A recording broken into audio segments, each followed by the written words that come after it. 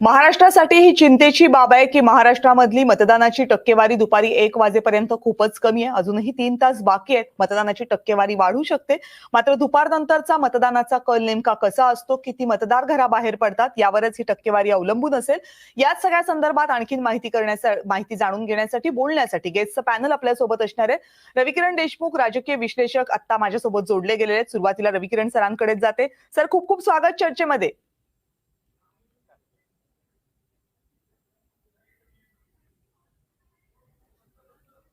हा, मी ऐकतोय कविता.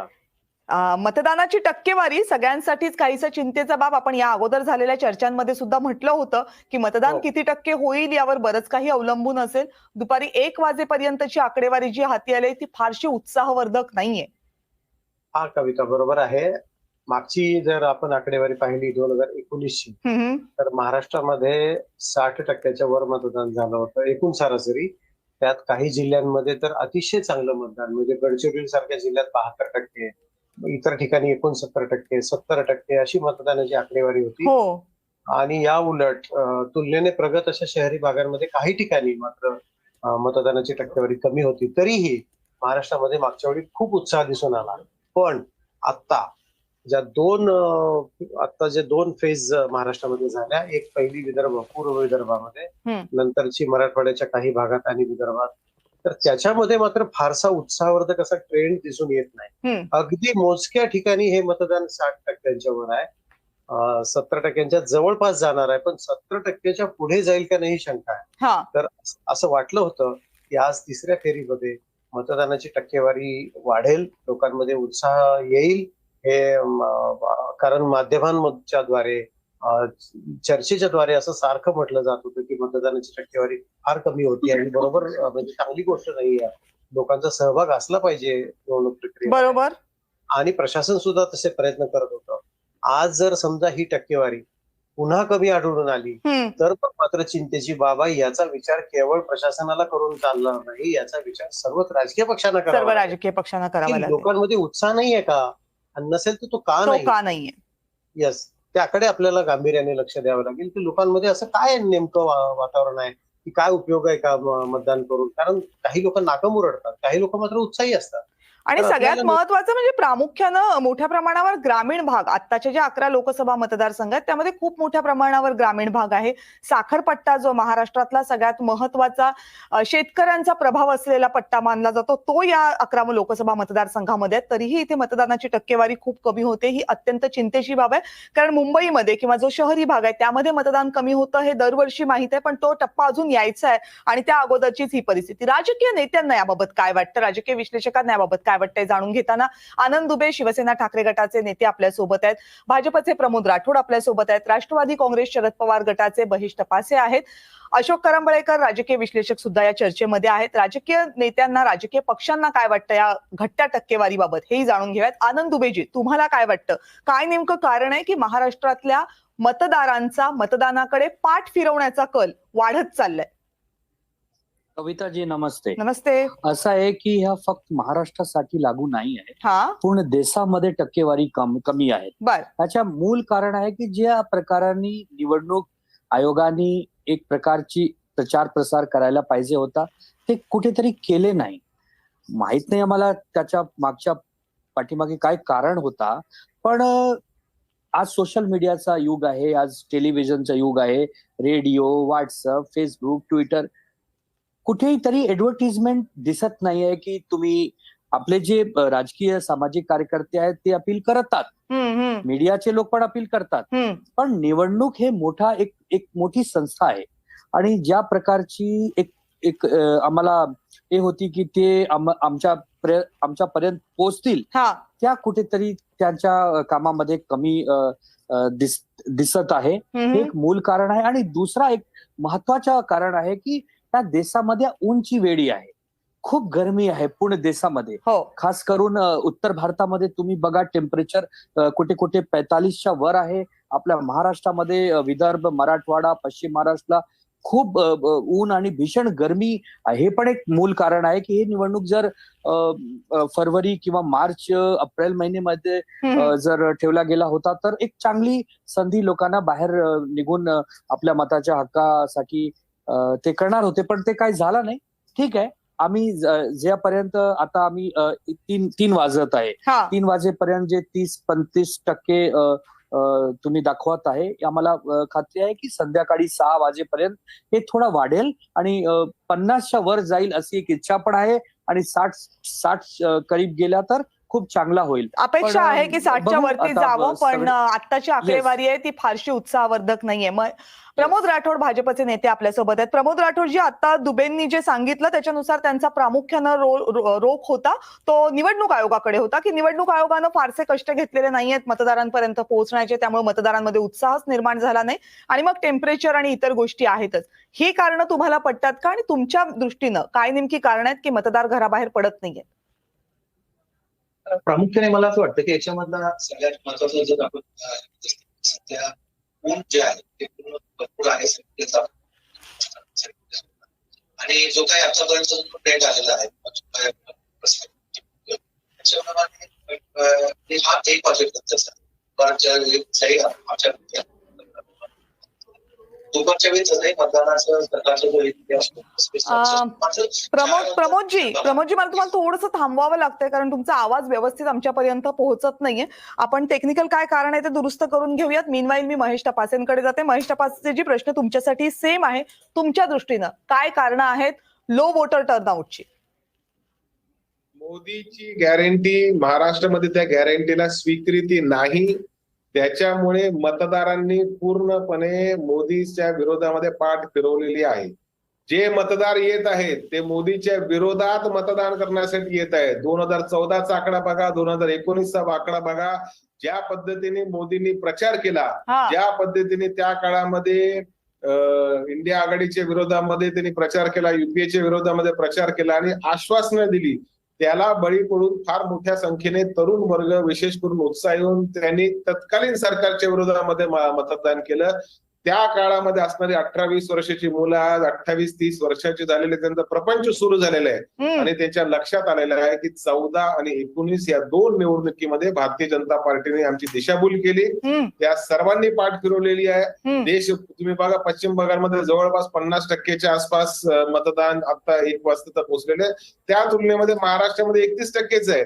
महाराष्ट्रामध्ये शिवसेना फोडणं भारतीय जनता पार्टीने केलं, अजित पवारांना सोबत घेऊन राष्ट्रवादी फोडणं हे भारतीय जनता पार्टीने केलं. त्याच्यामुळे महाराष्ट्रातला जो मतदार आहे पूर्णपणे बीजेपीच्या संदर्भात उदासीन आहे आणि त्याच्यामुळेच त्यांचा जो तथाकथित मतदार आहे तो बाहेर पडत नाही. ठाण्यामध्ये त्यांची उमेदवारी डिक्लेअर झाली मस्केंची, तिथे भाजपच्या 200 लोकांनी राजीनामा दिला. गणेश नाईकांच्या भेटीला खुद्द देवेंद्र फडणवीसांना जावं लागलं. अजूनपर्यंत हे हेवे दावे, राग रुसवा अजून जात नाही आणि कुठेतरी महायुतीला जे आजचे दिन प्रस्तावित होते त्यांना वाटत होतं आता 3 तिघाडा काम बिघाडा अशा पद्धतीने हे सरकार देखील काही दिवसामध्ये संपुष्टात येणार आहे महाराष्ट्रात. महेश टपासेजी, तुम्ही जे सांगताय त्याला थोडासा जो आपला समज आहे पूर्वीपासूनचा की मतदान जास्त झालं तर सत्ताधारी पक्षाला थोडीशी चिंतेची बाब असते कारण ती अँटी इन्कम्बन्सी मानली जाते. तुम्ही म्हणताय मतदान कमी झालं हीच आमच्यासाठी फायद्याची गोष्ट आहे, हीच समाधानाची गोष्ट आहे आणि जे कमी झालेलं मतदान आहे ते भाजपला होणार नाहीये.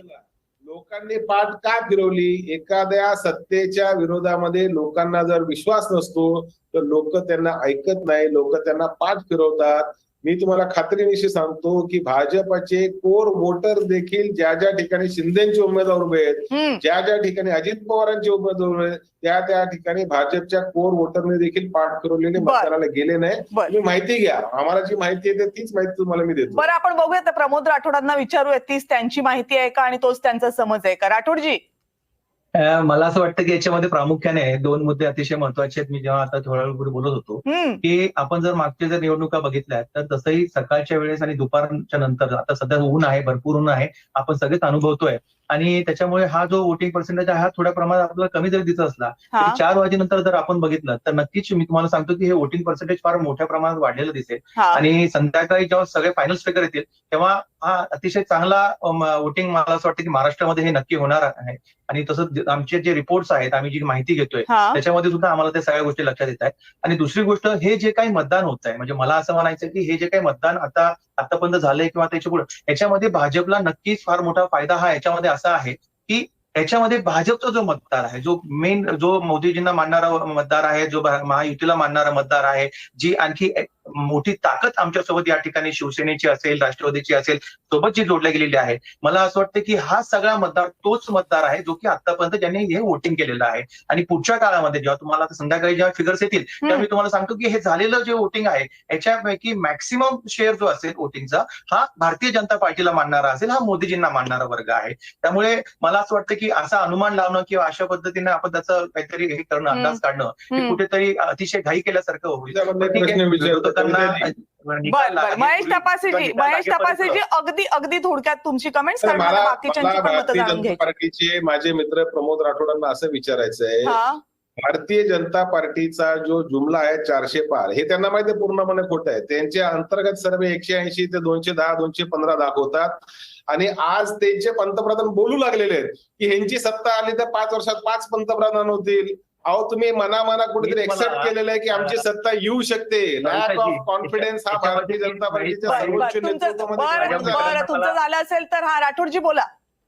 मला याच्यामध्ये एक गोष्ट या ठिकाणी सांगायची आहे ना, की सगळ्यात महत्वाचं म्हणजे हे जे म्हणतायत की आज 400 पार, जे त्यांना असं वाटतं की 400 पार होणार आहे, पण मी तुम्हाला सांगतो 4 तारखेला जेव्हा मतपेट्यातनं सगळ्या गोष्टी बाहेर येतील तेव्हा 400 पारच्या वर हा आकार राहणार आहे. याचं कारण मी तुम्हाला सगळ्यात आधी सांगतो की भारतीय जनता पार्टी ही निवडणुकीची तयारी कधी करते, ते ही निवडणुकीची तयारी त्या दिवशी करते ज्या दिवशी पहिल्या निवडणुकीचा निकाल लागतो, त्याच्या दुसऱ्या दिवशीपासून निवडणुकीची तयारी सुरू होते.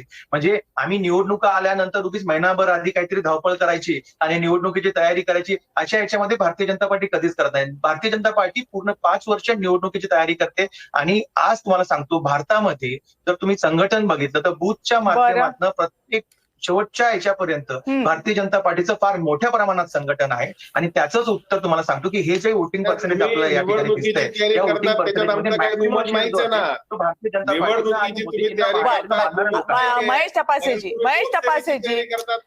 तपासेजी ऐका ना, महेश तपासेजी प्रश्न महाराष्ट्राचा आहे. ऐका, दोघांनीही ऐका. महेश तपासेजी आणि राठोडजी. महेश तपासेजी थांबा थोडंसं, मी तुम्हाला थांबवते एवढ्याच साठी.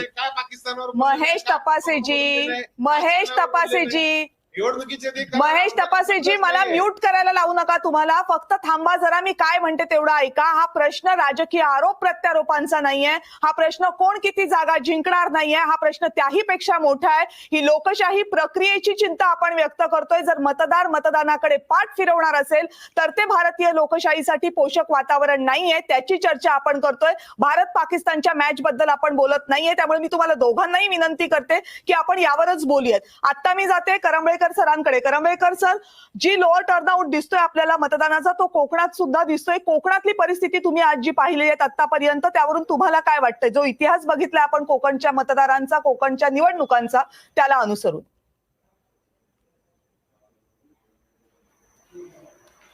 कोकणातला मतदार नेहमीच मतदान करण्याकडे कल देणारा आहे. पण या खेपेलाच परिस्थिती अशी आहे, गेल्या खेपेच्या तुलनेत जर विचार केला तर त्या इंटरव्हलच्या टप्प्यावर जे पर्सेंटेज होतं त्यापेक्षा 1.5 ते 2, काही ठिकाणी 2.5% हे मतदान कमी झालेलं आहे. आणि हे मतदान कमी होण्यामागची 2 कारणं मला अशी स्पष्ट जाणवतात. एक म्हणजे युती आणि आघाड्या करताना जो कसलाही विधिनिषेध राजकीय पक्ष ठेवत नाहीत, त्यामुळे मतदारांची एक भावना अशी झालेली आहे, मी आज ज्याला मत देणार आहे हा मतदार, हा उमेदवार उद्या निवडून आल्यानंतर त्याच जागेवर स्थिर राहील का, तो आपल्या फायद्यासाठी कुठेतरी जाऊन अटॅच होईल आणि त्याच्यासाठी माझा वापर केला जातो का, अशी एक कुठेतरी शंका त्याच्या मनामध्ये आहे. त्यामुळे तो मतदान करायला बाहेर पडलेला नाहीये. कार्यकर्ते आता बाहेर काढणार आहेत, कारण काय, त्यांना नेत्यांचं वर्ण पिंचिंग असणार आहे की मतदान व्हायलाच पाहिजे. त्यामुळे कार्यकर्ते आता मतदारांना बाहेर काढतील. शेवटच्या 3 तासामध्ये मतदानाची टक्केवारी वाढलेली दिसेल, परंतु ती गेल्या खेपे इतकी 62% जाईल असं मला वाटत नाही. अगदीच जास्तीत जास्त झाली तर ती 55% राहील. आणि दुसराही एक भाग असा आहे की मगाशी सांगितल्यासारखं वातावरणातले जे बदल आहेत आणि उमेदवार आणि मतदार यांच्या मधली जी दुव्याची साखळी आहे कार्यकर्त्यांची, ही प्रत्येक पक्षाकडेच प्रत्येक उमेदवाराकडेच खिळखिळी झालेली आहे. बर, याची कारण तशी म्हटली तर गोपनीय आहेत आणि तशी म्हटली तर ओपन सिक्रेट आहेत. ही कारणं जी आहेत, ही कारणं सुद्धा हे मतदान कमी व्हायला कारणीभूत आहेत. कारण ज्या पद्धतीनं कार्यकर्ता मतदारांपर्यंत जाऊन मतदाराला बाहेर काढून बूथ पर्यंत आणण्याची व्यवस्था करत होता, तो या खेपेला करताना दिसत नाही. राजकीय पक्षांच्या नेत्यांची जी काही वक्तव्य आलेली आहेत, त्यातनं सुद्धा काही अल्पसंख्याक म्हणा किंवा आरक्षणात असलेले मतदार म्हणा रागावलेले आहेत, नाराज झालेले आहेत. त्याचाही परिणाम साधारणपणे हा असा जाणवतोय. मराठा आरक्षणाचा विषय होता, त्याचाही परिणाम झालेला आहे. म्हणजे ज्या वेगवेगळ्या इश्यूज गेल्या 3 वर्षामध्ये महाराष्ट्रामध्ये जनतेनं मतदारांनी अनुभवल्या, त्याचा सर्वंकष परिणाम म्हणून हे मतदान कमी होण्याकडे झालेलं आहे असं मला वाटतंय. तुम्ही 3 खूप महत्वाचे मुद्दे मांडले. त्याच्यावर राजकीय नेत्यांची, राजकीय प्रवक्त्यांची मतं जाणून घेण्या अगोदर मला रविकिरण देशमुख सरांकडे जायचंय. सर, 3ही मुद्दे महत्वाचे आहेत. एक म्हणजे राजकीय परिस्थिती, राजकीय कोलांट्या उड्या, यामुळे मतदारांमध्ये आलेली नाराजी, या नाराजीचं निरुत्साहामध्ये झालेलं रूपांतर आणि त्याचा परिणाम जे कार्यकर्ते आहेत बूथ लेवलचे त्यांच्यावरही झालाय आणि कड्या खिळखिळ्या झालेल्या आहेत मतदारांमधल्या आणि राजकीय पक्षांमधल्या. या 3ही मुद्द्यांवर तुमचं काय मत आहे? मी बहुतांश म्हणजे सहमत आहे त्यांच्यामध्ये. ओके. कारण काय झालेलं आहे की लोकशाहीमध्ये लोक महत्वाचे आहेत, नेते महत्वाचे नाही आहेत. नेते नंतर येतात आणि लोक नेते निवडतात. नेता लोक नाही निवडत, तर लोक नेते निवडतात. म्हणजे लोकांना विश्वासात घेतल्याशिवाय राजकारण करणं हा मतदारांशी द्रोह आहे खरं तर. आणि त्याला जो मुलामा दिला जातो की आम्ही विकास कामासाठी गेलो वगैरे, मला अनेक म्हणजे जाहीरपणे हे विचारायला आवडेल की राज्यघटनेतलं कुठलं कलम म्हणतो की तुम्ही अमुक एका पक्षात असाल तरच तुमचा विकास होईल किंवा तुम्ही सत्ताधारी बाकांवर बसलात तरच तुमचा विकास होईल? कशासाठी आपण हे भेदाभेद करतोय? पार्लमेंटची निर्मिती कशासाठी झाली? विधिमंडळाची निर्मिती कशासाठी झाली? 1 रुपयाचा खर्च जर सरकारला करायचा असेल तर त्याला विधिमंडळाची आणि संसदेची मान्यता लागते. आपल्या घटनाकारांनी खूप चांगली राज्यघटना बनवलेली आहे.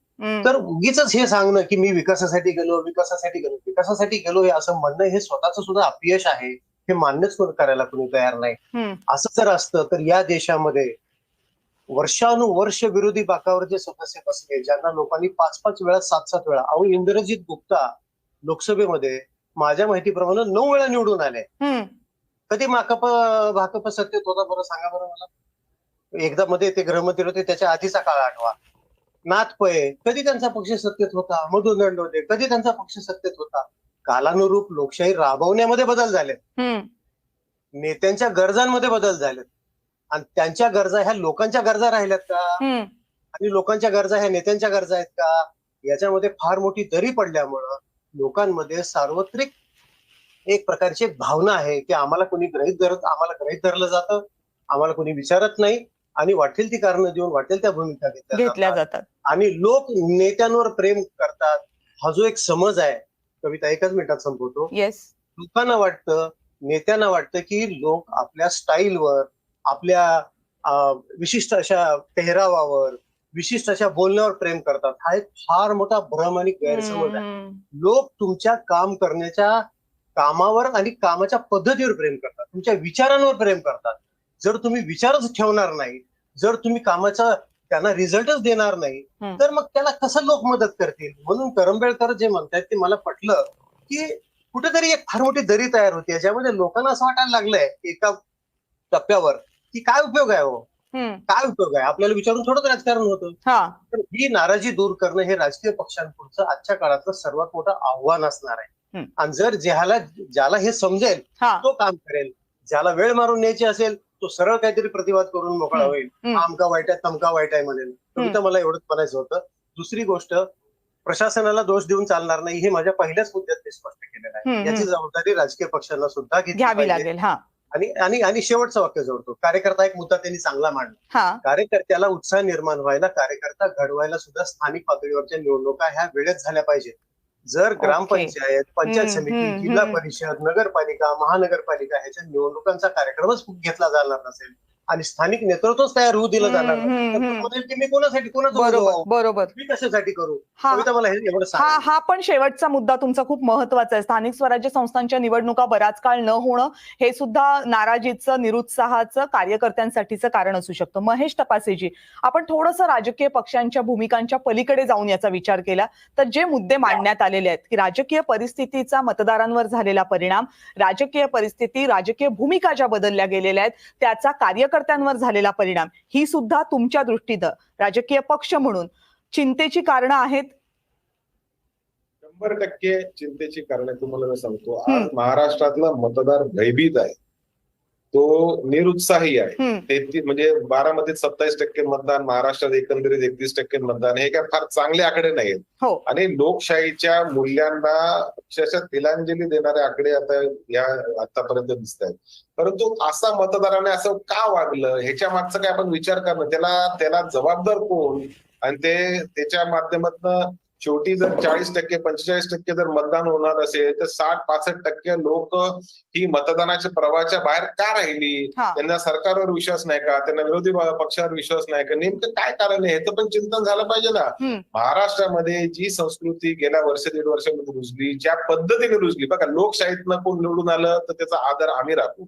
उद्या लोकशाहीमध्ये परत मोदी जर सरकारमध्ये आले तर आम्ही त्यांचं लोकशाहीच्या माध्यमातून अभिनंदन करू. पण कुणाच्या पाठीमध्ये खंजीर खुपसणं, कुणाचा पक्ष हस्तगत करणं, हे तत्व नाही ना.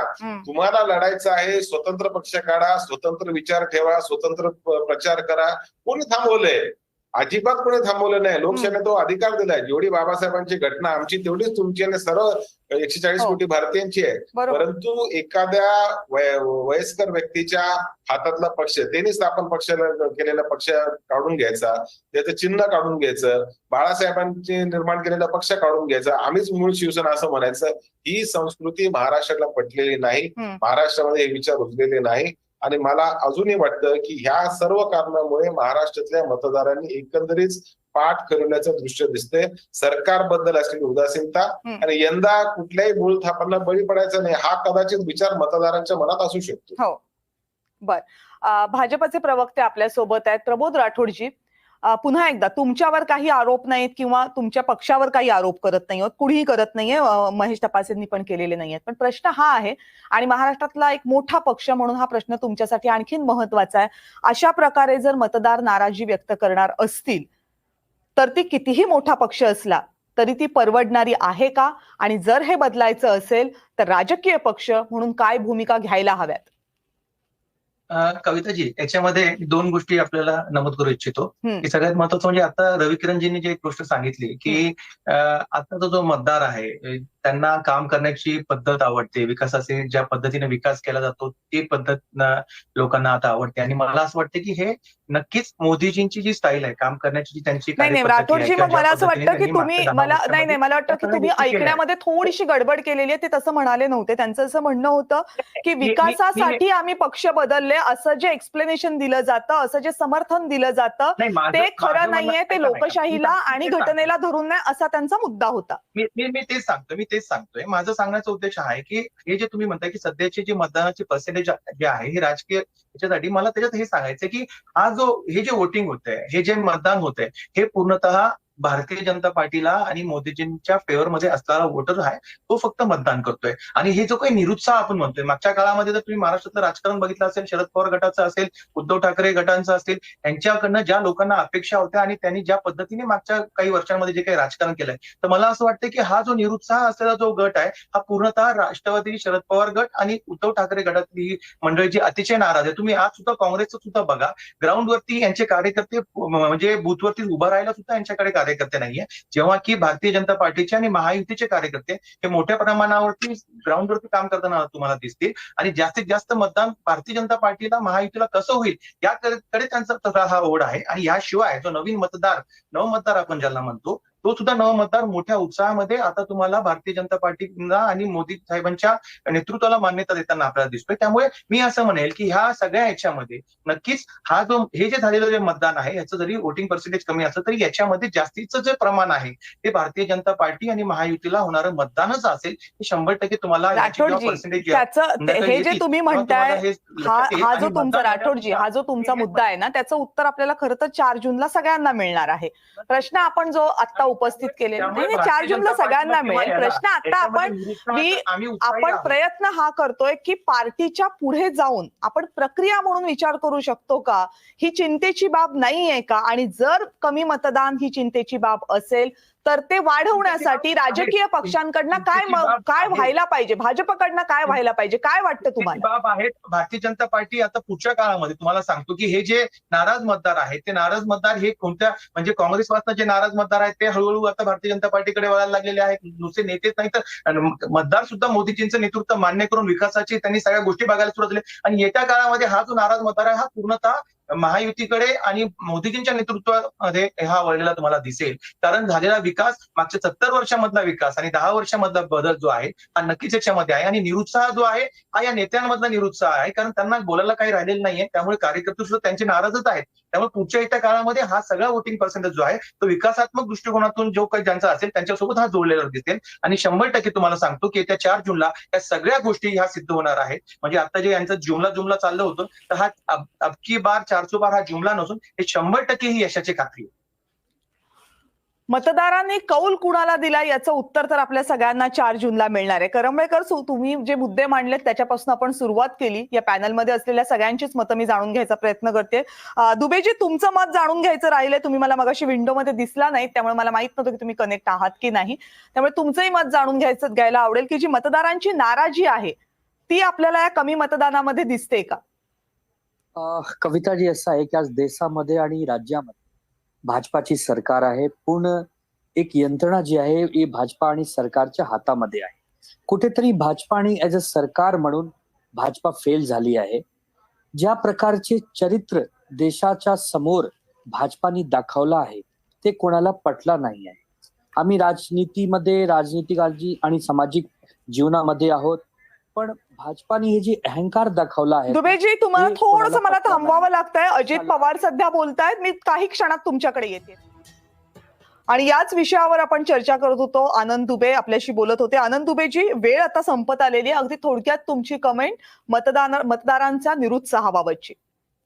नाही, मी हे बोलत होतो की ज्या प्रकारची राजनीती भाजपाने ह्या मागच्या 10 वर्षामध्ये केली आहे, खासकर महाराष्ट्रामध्ये जे 2-3 वर्षामध्ये केली आहे, हे लोकांना पटलं नाही आहे. आणि हेच कारण आहे की पंतप्रधान साहेबांना महाराष्ट्रामध्ये येऊन 4, 5, 10, 15, 20 सभा घ्यावा लागत आहे. हे पण एक दुर्दैव आहे. आम्ही कोणत्याही देशामध्ये असा पंतप्रधान बघितला नाही जे एक राज्यामध्ये इतकी सभा ऍज अ पंतप्रधान होऊन घेत आहेत. हे पण एक मोठा कारण आहे की भाजपाला कळलं आहे कुठेतरी की हे जे मतदान टक्केवारी कम होत आहे हे आमच्यासाठी एक दुर्दैवी आहे, आमच्यासाठी एक हताशा आणि निराशाच्या वातावरण तयार करत आहे. या सगळ्याला बघून हे भाजपाच्या साठी एक चांगली गोष्ट नाही आणि याचा फायदा आम्हाला महाविकास आघाडीला मिळणार आहे. हे जे 11 सीटवर आज मतदान होत आहे, हे 11 सीट हे महाविकास आघाडी जिंकणार आहे असं आम्हाला खात्री पण आहे, उमेद पण आहे.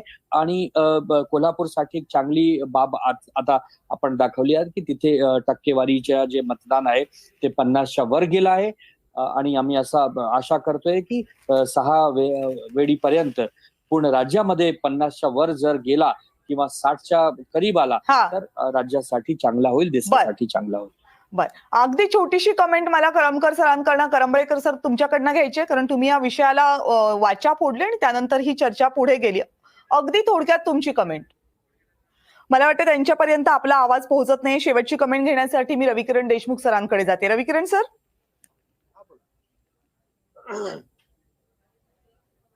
नाही, आपला जो मूळ मुद्दा होता त्यात राजकीय प्रतिक्रिया अपेक्षेप्रमाणे झाल्या. कारण राजकीय पक्ष कसं असते की त्यांना त्यांचं काम करायचं असतं आणि त्या पक्षाच्या मूळ भूमिकेपासून ते बाजूला जात नाही. आपल्याला लोकांच्या भूमिकेपासून दूर जाता येत नाही. लोकांची भूमिका मांडणं हे माध्यमांचं काम. त्यामुळं हे जे म्हटलं जातंय की देशामध्ये अमुक एक वातावरण राहिलं, अमुक एक पाठबळ लोकांना मिळालं, म्हणजे तेच आता जे समर्थन आहे ते अमक्याच विचारांना किंवा अमक्याच नेत्याला आहे, ही प्रत्येकाची आपापली भूमिका आहे. आनंद दुबे सुद्धा त्यांच्या पक्षाचीच भूमिका मांडतायत. पण आपण करंबेळकरांनी ज्या विषयाला तोंड फोडलं होतं तो विषय आजही मला आता या क्षणाला सुद्धा असं वाटतं की तो अनुत्तरित राहतो. की 2-3 महत्वाच्या मुद्द्यांवर विचार केल्याशिवाय आपण मतदानाची टक्केवारी का वाढत नाही त्याच्याकडे जाऊच शकत नाही. आताची टक्केवारी आपल्याला मिळते त्यानुसार जर त्यांचं लॉजिक पकडलं या प्रवक्त्यांचं, तर बघूया की संध्याकाळी 6 वाजेपर्यंत काही मतदार जर जास्त मोठ्या संख्येने रांगेत उभे राहिले आणि जर मतदान पूर्ण करायला वेळ लागला, कारण जे लोक रांगेत उभे राहतात त्यांचं मतदान पूर्ण केल्याशिवाय ही प्रोसेस पूर्ण बंद करता येत नाही. तर अपेक्षा अशी ठेवूया मनामध्ये की ही टक्केवारी मागच्या इतकीच किंबहुना त्यापेक्षाही पुढे जावी, कारण याच्यातच खरं लोकशाहीचं मर्म महत्व आणि हित आहे. हो, बरोबर. करंबेळकर सर मला वाटतं आता आपल्यासोबत जोडले गेले आहेत. सर, तुमची शेवटची कमेंट, तुम्ही ज्या विषयाला वाचा फोडली त्यावर जी सगळी चर्चा झाली त्यानंतरची.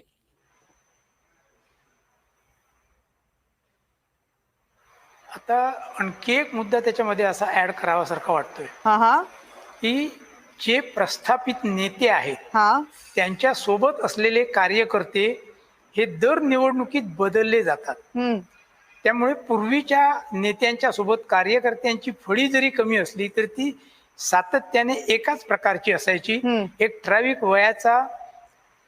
ठराविक कालावधीचा वेळ गेल्यानंतर त्यामध्ये थोड्याफार फरकाने बदल व्हायचे. आता जसं समाजाचं धोरण झालेलं आहे यूज अँड थ्रो, तसंच कार्यकर्त्यांचंही धोरण झालेलं आहे. नेते आपल्या जवळच्या कार्यकर्त्यांचा यूज अँड थ्रो अशा पद्धतीने वापर करतात. कारण त्याची वेगवेगळी जरी असली तरी हा एक प्रकार आहे की त्यामुळे जवळचे कार्यकर्ते आणि त्यांच्यावर अवलंबून असणारे आणि मतदारांशी कनेक्ट असणारे कार्यकर्ते याच्यामध्ये कुठेही सुसंवाद नसतो, एक प्रकारचा विसंवाद असतो. आणि त्यामुळे नेत्यांकडनं आलेला संदेश जवळच्या कार्यकर्त्यांकडनं कनेक्ट होणाऱ्या कार्यकर्त्यांपर्यंत व्यवस्थित न पोहोचल्यामुळे तो फिल्टर होऊन थोडा थोडा कमी होऊन शेवटच्या क्षणी मतदारांपर्यंत फार कमी प्रमाणात जातो, जो मतदाराला म्हणजे ज्याला आपण पॉलिटिकल कम्युनिकेशन म्हणतो, राजकीय संवाद म्हणतो, जो नेत्यांमध्ये असतो, मतदारांमध्ये असतो, त्यांच्या कार्यकर्त्यांच्या थ्रू असतो, त्या कड्या कुठेतरी विस्कळीत झालेल्या आहेत. सध्याची राजकीय परिस्थिती असेल किंवा बदलती राजकीय परिस्थिती असेल ती त्याला कारण आहे असं तुमचं म्हणणं आहे. पण जे मुद्दे तुम्ही मांडले ते मुद्दे अत्यंत महत्वाचे होते. मतदारांमध्ये असलेली नाराजी ही फक्त राजकीय पक्षांसाठीच नाही तर आपल्या एकूण लोकशाही प्रक्रियेसाठी चिंतेची बाब आहे. त्यामुळे ही नाराजी लवकरात लवकर दूर कशी होईल, मतदार अधिकाधिक संख्येनं मतदानासाठी बाहेर कसे पडतील, लोकशाही प्रक्रिया अधिक सशक्त कशी होईल, यासाठी सगळ्यांनीच प्रयत्न करायला हवेत. राजकीय पक्षांनी करायला हवेत, माध्यमांनी करायला हवेत आणि स्वतः मतदारांनी सुद्धा करायला हवेत. त्या दृष्टीने प्रयत्न होतील अशी अपेक्षा करूयात. या चर्चेमध्ये आपण सगळेजण सहभागी झालात, आपल्या सगळ्यांचे मनपूर्वक आभार. यानंतर या बुलेटिनमध्ये आता वेळ झाली आहे इथेच थांबण्याची. फक्त काही क्षणांची विश्रांती घेतोय. पाहत रहा NDTV मराठी.